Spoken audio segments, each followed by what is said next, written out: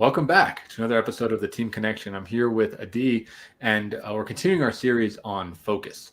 And we decided to really dive deep into screen use, misuse, addiction, talking about smartphones. They're so prevalent in our life today. I mean, I don't know about you. I remember not having one, and then all of a sudden they're everywhere.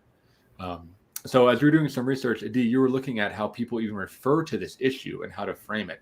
So can you share a little bit about what you found? Yeah, even just reading a little bit, just for me to be like, oh, what's out there about screen addiction, as you and I talked about it, kind of like to each other. And the word addiction is a real problem. First of all, it's stigmatizing, and people not necessarily want to use it. And also within the research and academic community and the clinical community, there is a debate on whether a behavior can be an addiction. So, is there such a thing as sex addiction or phone addiction, or is addiction reserved to the world of substances in which there is a chemical reaction for us in the brain, and that we become chemically dependent on something? We have particular withdrawal symptoms to particular substances. It's really a complicated topic. And I noticed in myself as I was reading more and more that as a clinician, as somebody that works with people, I'm not a researcher, I don't come from the world of addiction. Two strong reactions came up for me. First of all, I don't want to use language that stigmatizes other people. So if there is a community of people who are struggling with some kind of issue or problem, or they're just part of a particular community, it doesn't have to be that they're struggling with, they're just part of a community. I want to be informed by them. They need to tell me how they want to be spoken about, rather than me assigning some clinical term to them. So that was the first thing. And the second thing was that it doesn't matter as much to me what it's called.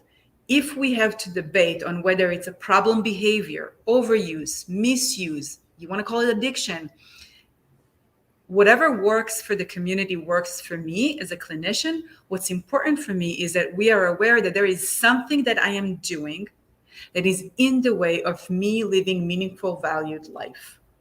There is some kind of behavior that I lost control over, and I don't feel capable of stopping when I want to stop, starting when I want to start.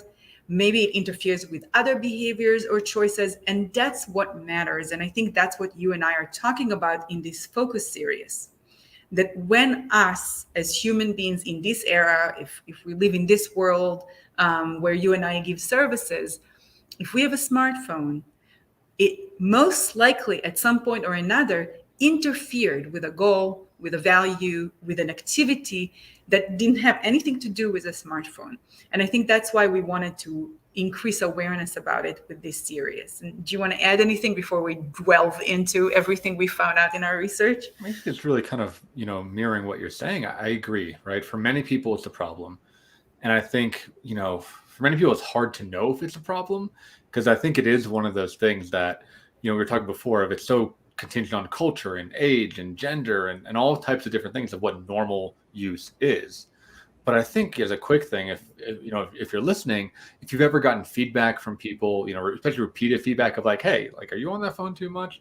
Or you notice, significant kind of like emotional hangover, like if you done with a phone session, you feel more lonely, or you feel angry, or you feel sad or grief. If you notice that you're using it as a way to procrastinate and get in the way of other goals you have, I think it can be helpful to think about if you have a misuse or overuse based on what you're experiencing in the moment. It's Yeah. really, really critical. It's exactly right. It's we live in a community, we're communal creatures.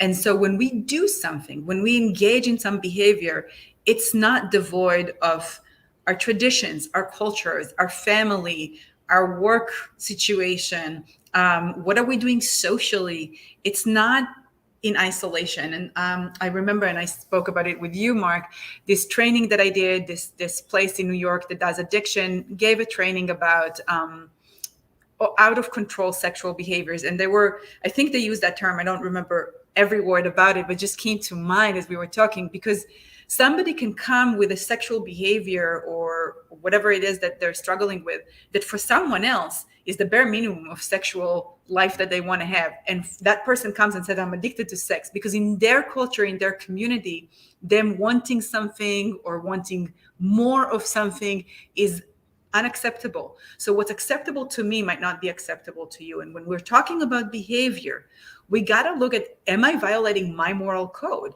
Am I living within my values? Am I reaching my goals? How are my relationships with other people? Which touches on everything that you said. So let me jump right in and say that one thing that I learned, read this article, I didn't write it. I read this article and it says that on 2016, there were 3.9 billion smartphones globally.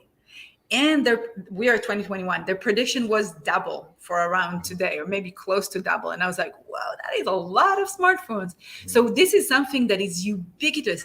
It goes beyond just the industrial world or like the modern world where we live in. It's now we expect to go to another country and just put a SIM card and just to be continuously connected. I know that part of my experience traveling in the past was getting lost because I have zero sense of direction. And now I have Google Maps everywhere that I go. I haven't tried since COVID to go in places where maybe that doesn't work, but it's just so common. And they're mobile right here. Mine is right here. I'm sure yours is within reach, probably. Right there. They're right here. And just because they're mobile and we have so much processing power right in the tip of our fingers, it just stands to reason that overuse is going to be more acute. And I'm going to use overuse or misuse a little bit more than addiction, just because I want to respect that addiction is a loaded word here. So we're looking at what does that mean that I'm overusing my phone? We can be dependent on something and it's not an overuse. Are you using your phone for some goal-oriented action? Do you need to get somewhere and you don't know where it is? And it's correct for now. I know that for me, I know that it's overuse when I start saying to myself, I want to buy something. I'm doing something else. I'm reading something. I'm writing something. I'm supposed to be doing something. And then I think, I want to buy this thing. Which store in Manhattan? I live in Brooklyn. Which store in Manhattan has it? Let me look for it. And then I look at Google Map. And at this point, I think to myself, Adi, you're misusing your phone. You are doing something with the phone because you're not engaging with the life around you. So I want people to start thinking about that. Is it a goal-directed, goal-oriented action that I'm taking with my phone, which I'm dependent on my phone or the computer, which is needed and is getting me to a goal? Or is it an overuse or misuse that is taking me away? We're looking, and I loved what Mark said.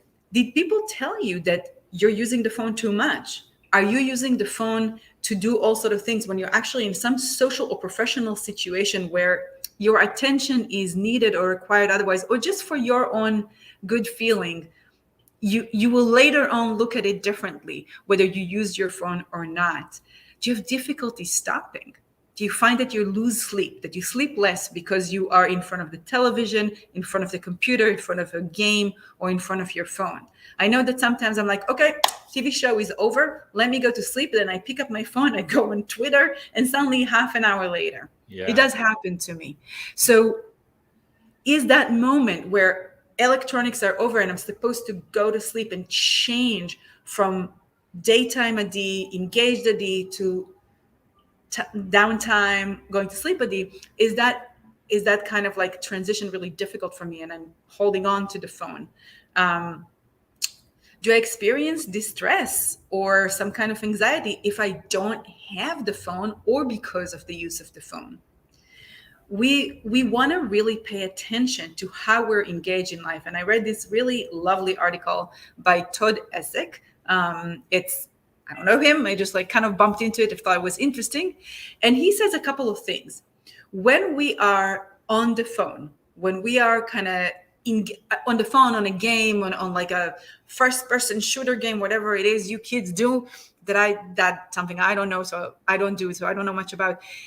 There is kind of a diversion between real life and the action we take on life. He talks about 3 differences that I just want to mention, and maybe you can take a look at, asking yourself, do I have a problem? The first is risk and consequences. The risk and consequences when you are online is mediated. You're not in real risk. You're not taking real risk and you don't suffer real consequences. You can get really dysregulated by social media, but you're not in interaction with an actual person. So now there are some risks. Of course, you can say things on social media that could actually affect your real life, but that line is really hard and vague, and people might get in trouble or not get into enough trouble because of that. The second thing is richness. The richness of actually being somewhere can be overwhelming and too much. We might be mediating how much we're willing to take in by going online. Dan Savage on his podcast, which some of you might like, others might not, said one time that he told his son was watching TV, and he said to his son, "Are you having fun?" And the son said, "Yes." And Dan Savage said to him, "No, you're watching other people having fun." And I love that. I was like, yes. Are you in it with all the overwhelm that it could cause? And the third difference is presence of connection. We are embodied. When we are in our body with others or with nature or with whatever, we are having a presence of connection, a richness of connection that we don't have when we have a screen mediating it. So just thinking of all these little things, am I overwhelmed by real interactions, connections, experiences? Am I risk averse and I'm not allowing myself to engage? And that's something that the phone does for me. And am I able to be embodied, feel the body, be with the body, with others, and with myself without that mediation, without that something that reduces it, that makes it a little less intense for me? Yeah, I mean, I think that's a really great topic. That's my thing. So I was definitely addicted. I use the word addiction for myself to video games, right? To massive multiplayer online video games, World of Warcraft, where I spent hours, right? It got in the way of my personal hygiene. It got in the way of me meeting and talking to other people. There's a part of that game where you essentially play with many players. It's called a raid, where you need 20 players online at the same time. And I was scheduling my life around that, right? That became the priority. Doing these big events was the priority for me. And it was a way, just like you said. I mean, I struggled growing up with massive social anxiety. I mean, it's hard for me to talk to people, crippling low self-esteem. It was hard for me to feel like I was worthy. But in the game world, it met those needs, right? I was powerful. I was a high level. I had awesome items. I was part of a team that was high performing. I had something to talk about, right? Because if I didn't know how to talk to people, I could at least talk about the game. There was a lot of things that, on one hand, helped, right? Because it was a little bit of a crutch, a little bit of a stepping stone to connect with people.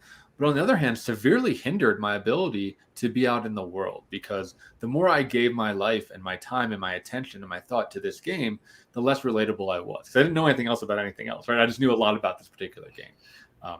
So the question that I have for the listeners is, if there's a particular part of the screen that really pulled you in, whether that be games or social media or shopping or news, I'm curious if you can comment or let us know in a DM of what it is, and more importantly, what needs does it fulfill, or what needs does it simulate is probably a better thing, right? Like what are you simulating and trying to get met in a safer environment? Because I think it is safer, but in some ways it hinders growth.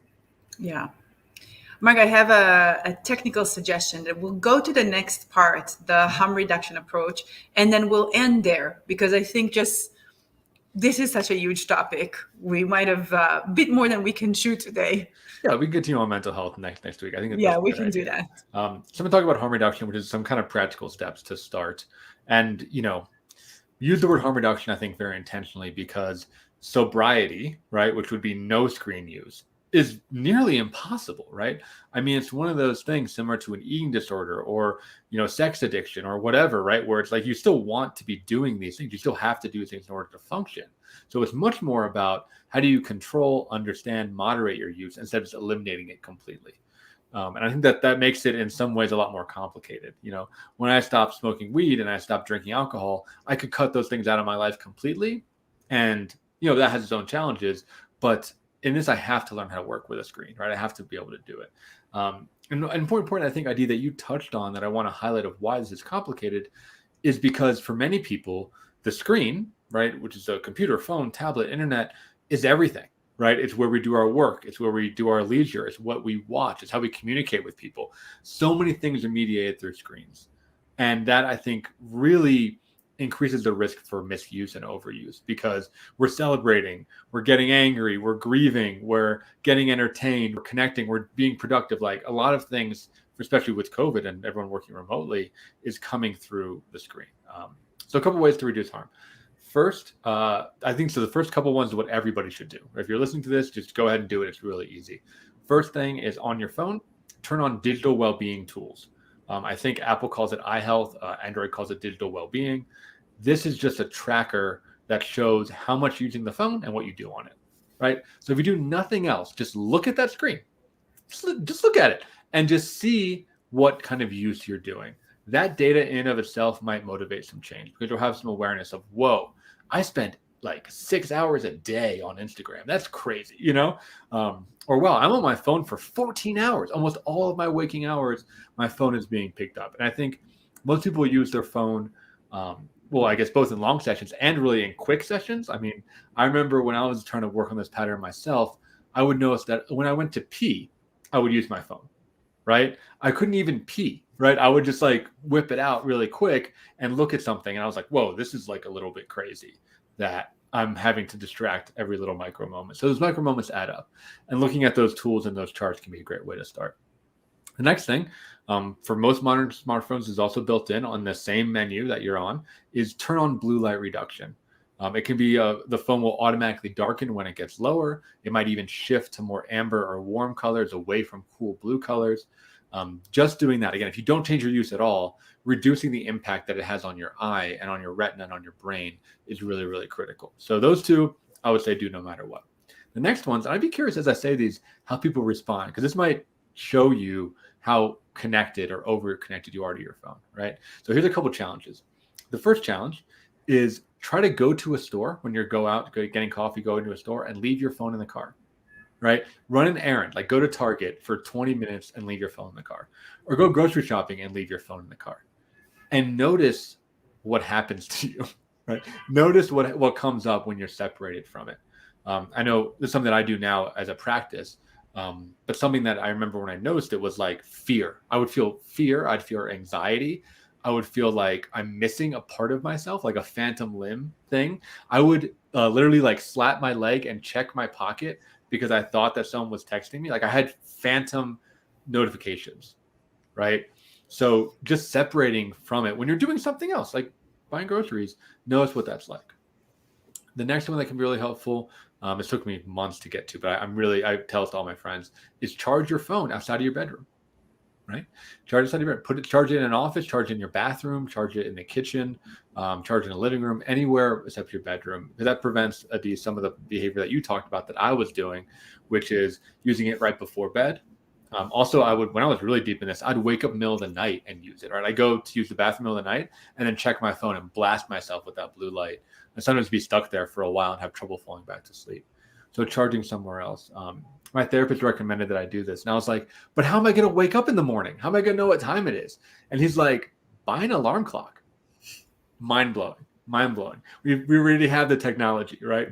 Alarm clocks are $10 from Target or Amazon or whatever it is. So buying a simple alarm clock and having it charge outside of your room can really be life changing. And then the very last thing is kind of you mentioned this. A lot of people like literally clutch their phone, or they carry it around in their pocket, or they move around the house.